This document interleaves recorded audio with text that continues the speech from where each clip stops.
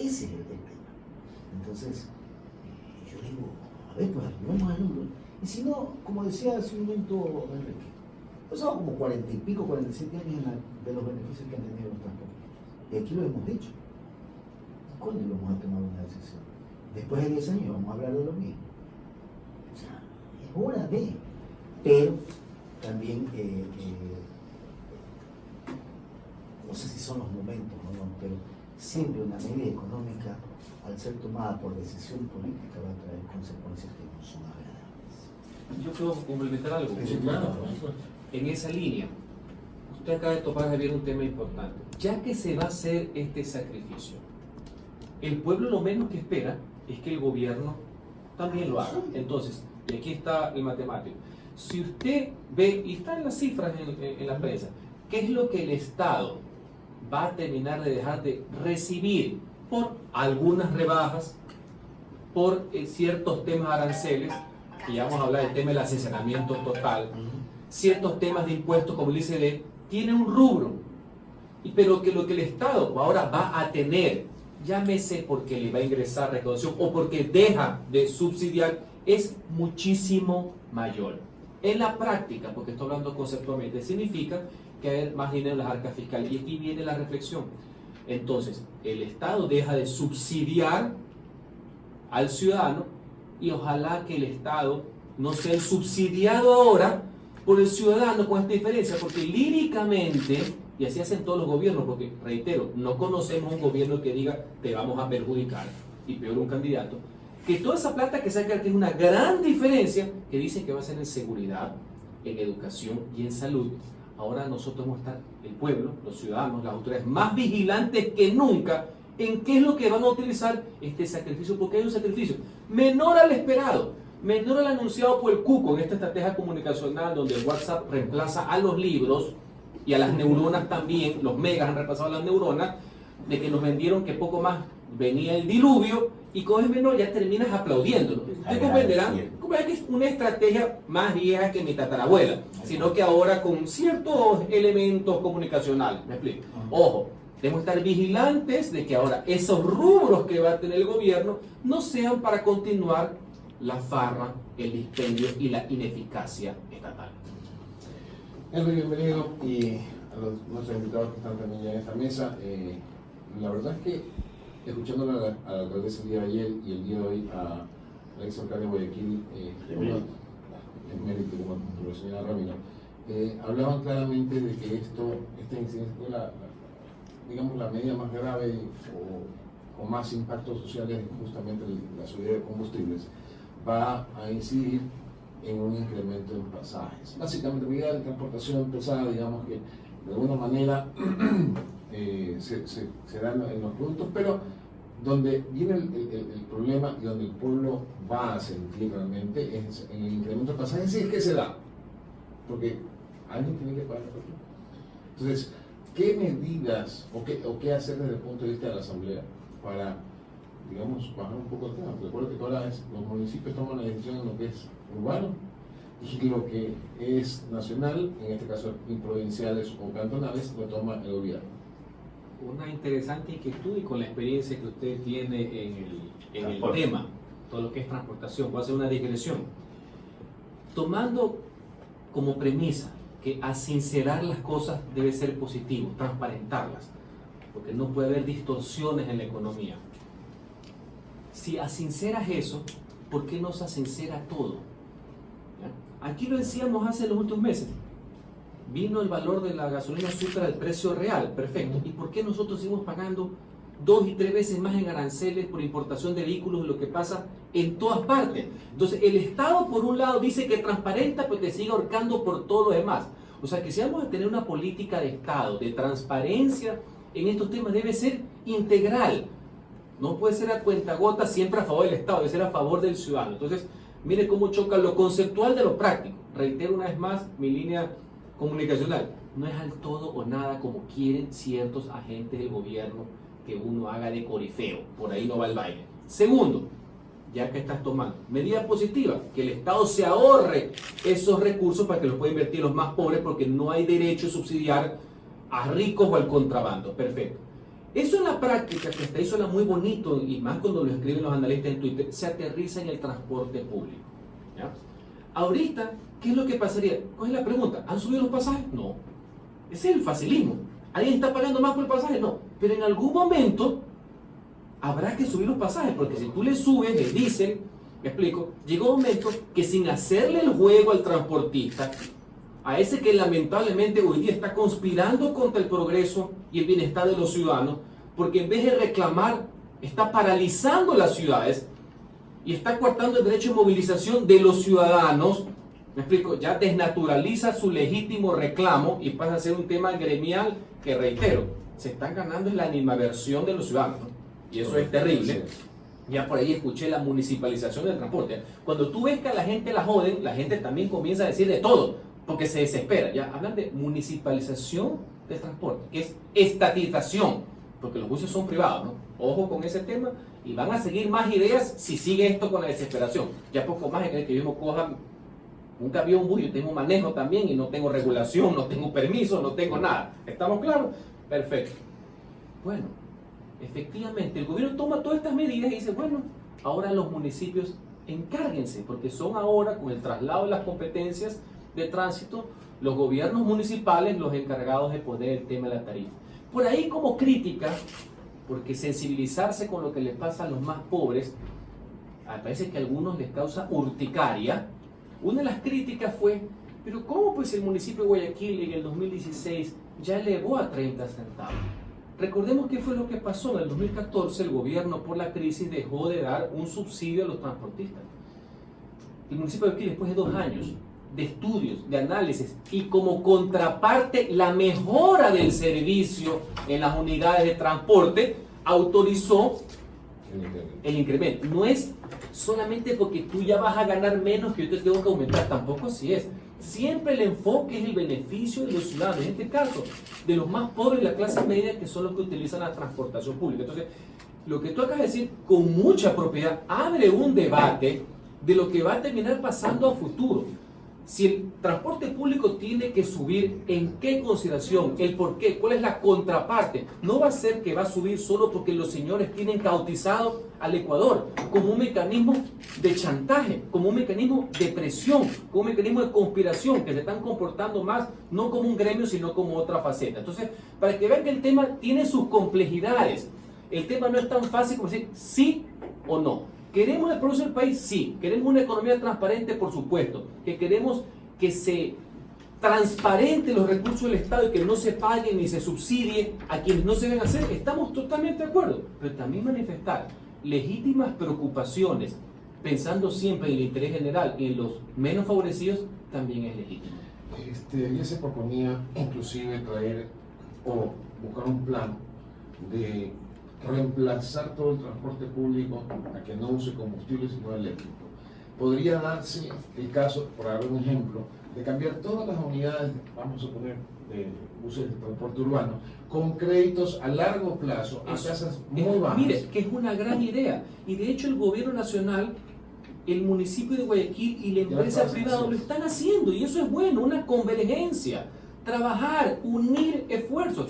Pero hay que ser sinceros también, esto no es hacer así. Correcto. Se va, es un tema de confianza. Mucha gente no sabe que los buses no son del Estado, son de transportistas que también se arriesgan en su momento, que tienen que suscribir crédito, que tienen que importar y que, ojo, por un lado, los van a complicar con el asinceramiento necesario, pero los aranceles siguen siendo altos, todo lo que es importación, el tema de las llantas que tienen que irse a comprar a Colombia o a Perú porque son más baratas, acá como medio ecuatorianos que hacen lo mismo.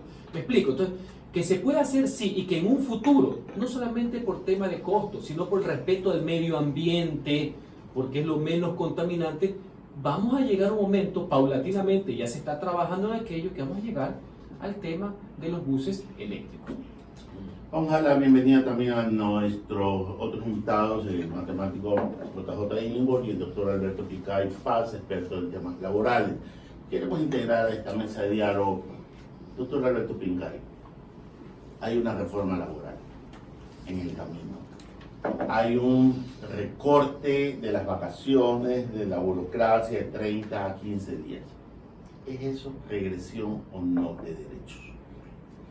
Yo pienso que es poner en práctica un principio constitucional de ley. Todos los ecuatorianos somos iguales ante la ley. En el instante en que nosotros tenemos la diferencia entre unas cosas sí para los empleos públicos y otras para los empleos privados, estamos violando ese principio. Además, tenemos que analizar que en el Ecuador nunca ha habido una política laboral. Aquí las reformas laborales han sido siempre coyunturales, porque hay que necesidad de satisfacer a un grupo político, más nada. Pero nuestro Código de Trabajo tiene más de 60 años sin Eso está haberse claro. tocado. A mí lo que no me termina de calzar es la igualdad. ¿Por qué no hacemos la igualdad hacia arriba y ponemos a los privados de 30 días? Porque es que eso nos haría menos competitivos. A ver, pero eso no, usted me está escribiendo un tema de igualdad y yo solo estoy poniendo el tema de igualdad. Competitividad no me lo anunció al principio. Porque si usted me pregunta una cosa y yo le Que eso contesto exactamente le natural. pregunto porque Ahora, el tema jurídico no le van a decir, en una corte constitucional no le va a decir por qué es más competitivo. No, se va a escribir un derecho. ¿por qué? El derecho es que los derechos del trabajador y estos derechos son irrenunciables y son progresivos. Ok, si queremos poner la igualdad, ¿por qué no ponemos a los privados 30 días? Porque la empresa privada no lo aguantaría. Nosotros tenemos una serie de desventajas al resto de los países. Si nosotros nos ponemos a pensar la cantidad de sueldos que tienen los empleados particulares, 13º, 14º, vacaciones, fondos de reserva, es una cosa casi interminable que nos pone fuera de competencia. Henry, bueno, Sí, quería comentar algo justamente para ir abonando a A la esta discusión que tesis estamos. y lo importante de lo que decía Javier, cómo nos estamos basando en un enunciado, pero doctor, como el proyecto de ley todavía no ingresa, no podemos ver el detalle de la letra chiquita de este concepto. Yo concuerdo, en líneas generales, y tengo años en el sector público, nadie nunca había podido determinar por qué la diferenciación. Había una leyenda urbana. La leyenda urbana era que como en el sector público no existían utilidades, esta era una forma como de compensar. Leyenda urbana, no hay ningún antecedente legal al respecto. Pero aquí viene, estando conceptualmente de acuerdo en que deben ser 15 días porque no puede haber esta desigualdad, por así decir, yo quisiera ver el proyecto de ley para saber, porque en estricto derecho deberían ser las relaciones que vienen de ahorita en adelante. Ahí viene ya un debate, porque para los nuevos empleados públicos, porque el resto, los que son, ojo, de carrera civil, del servicio civil, no los que son ni ocasionales, libre remoción, etc. Ese es un debate. Y segundo, si vamos a pasar los públicos a los privados a 15 días, me imagino que es con las mismas reglas de los privados. Es decir, que a partir del 5º año viene un día adicional. Digo, este ya es el debate jurídico, porque uno es conceptual que yo estoy de acuerdo, y el país necesita más trabajo, un país donde hay desempleo, lo que tiene más trabajo, pero por eso es lo importante. Todo lo que hemos estado hablando en estos días, y que la prensa seria obviamente muestra su preocupación y quiere declaraciones, es todo en base a enunciados. ¿Me explico? Porque no tenemos los documentos hasta el día de hoy. He llamado antes de venir acá a la Secretaría de la Asamblea Nacional. Nosotros tenemos un sistema de internet para todo lo que son las comunicaciones, etc. No ha ingresado el proyecto. Entonces, yo les decía que por responsabilidad a veces uno tiene que contestar conceptualmente, porque el detalle, cuando uno es abogado, Ramiro, no está totalmente. no, pues está en la letra En chiquita. la letra chiquita. Pero eso son los enunciados. A eso vamos, Montepastor Gobernador. En el año 1994, yo era director del INEC. La administración pública se regía bajo la LOAFIC, que era la ley que... Ley Orgánica de Administración Financiera y Control. Exactamente. A mí no me dio pereza al ver estos 30 días de vacaciones, que yo me enteré recién porque era director del INEC, ahí me entero que los burócratas tenían el doble de vacaciones. Yo dije, no puedo decir, no podía creer. Y efectivamente había la leyenda urbana, como usted dice, que era la justificación que no tenían utilidad. Lo cual pues se arregla fácilmente investigando pues en qué momento se incorporaron el 15% de las utilidades para los trabajadores, para ver si coincide con la fecha de los 30 días. Ahí se arregla la... Pero hay un tema adicional que yo creo que por qué lo está haciendo el gobierno. Y va más allá de lo conceptual. Pero Usted sabe que en la práctica... Déjeme terminar. Entonces, no me dio pereza. Cuando yo vi esta brutalidad, ¿no? Yo dije, no me puedo quedar de manos cruzadas. Fui al Tribunal Constitucional a título personal y presenté una acción jurídica. Le pagué a un abogado para que lo haga. Y después de 6 meses, el Tribunal de Garantías Constitucionales, mire lo que resolvió, porque mi pedido era que declaren inconstitucional el artículo de la LOFIC por el cual le daba 30 días. Entonces, ¿cómo no ha de ser burda cierta manera de pensar de la Administración de Justicia? Que resolvieron que no podían dar trámite a mi pedido, porque si declaraban la inconstitucionalidad de los 30 días, entonces desaparecía el artículo y se quedaban sin vacaciones los del sector público. Yo quiero En complementar. vez de arreglar y decir, ¿sabes qué? Todos 15. Ramiro, ¿sabes por qué el gobierno también lo hace? Yo lo entiendo, es un tema de recursos. En la práctica, el sector público no terminan de cumplir los 30 días, se acumulan indefinidamente y el Estado tiene que terminar pagando, como pasa en el sector privado. Y esos son ingentes recursos que el Estado, el gobierno, pierde por la nada. Por suerte, y esto puede ser peor, a partir de la vigencia de la LOCEP, se pone un límite de acumulación en el sector público de 60 días, es decir, 2 meses. Antes había que sufragar, pagar con los fondos de todo el pueblo vacaciones de 180, 200 días. ¿Por qué? Porque funcionarios del nivel jerárquico superior, en 4 años, ningún ministro, subsecretario, asesor, puede irse 30, 60 días porque pierde el puesto, no es que son puestos de confianza. Y terminan después de 4 años con 4 meses de vacaciones y le terminaban pagando. Entonces, eso sí ha sido un ingente gasto innecesario para el Estado. Y aquí hemos tenido gente que está en la administración pública. Por eso ahora la Contraloría obliga, porque no puede ser de otra manera, obliga a que los directores, jefes, ministros, despachen a la gente en las vacaciones para que no les cueste al Estado. Entonces, yo sí entiendo que es una medida de ahorro que me parece en lo conceptual, me parece que es correcta. Y en eso es igual a la empresa pública. En la empresa pública el trabajador puede posponer, acumularlas hasta 4 años, o sea, 60 días. Estamos iguales en ese momento. Es que, ¿por qué me pregunta? Porque la discusión en esta instancia de lo que estamos hablando en esta semana ya no es económica, es enteramente política. Total. Es enteramente política. Los argumentos económicos que dé huelga, porque mejorarán, bajarán, pero lo que hay es una situación política. ¿Y por qué le planteo la pregunta? Porque los asambleístas podrán, en el mejor de los casos, aprobar o dejar pasar, o el presidente se ratificará y entrará por el Ministerio de la Ley. Pero la pelea en la Corte Constitucional va a haber, y de que va a haber. Estamos en el primer round de esta lucha, que son los transportistas. El segundo round es la burocracia de Quito, pues. Y ahí sí quiero ver pues a la Corte Constitucional fallando de que el recorte de los 30 a los 15 días... Por eso hay que ver si es que de aquí adelante, es decir, el debate jurídico, lo conceptual aterriza en lo jurídico porque se transforma todo en político. Pero es Así que en es. este debate los que menos pueden intervenir en las algazaras públicas son los taxistas. Los taxistas tienen exoneración en la adquisición de sus vehículos, tienen tasas preferenciales de interés. Al margen de eso, ellos, por lo menos aquí en Guayaquil, se ríen de la ley y no usan el taxímetro. Ellos ponen el sueldo, la carrera al precio que les da la gana. Entonces, y haciendo un cálculo el otro día con un taxista, le habían subido, hicimos un cálculo sobre una subida de 40 centavos en un vehículo que tiene 20 kilómetros por galón aproximadamente. Eso significa 2 centavos por kilómetro. Y me decía él que la carrera normal, el promedio, era entre 2 y 3 kilómetros por carrera. Es decir, la carrera se sube para ellos 6 centavos por kilómetro.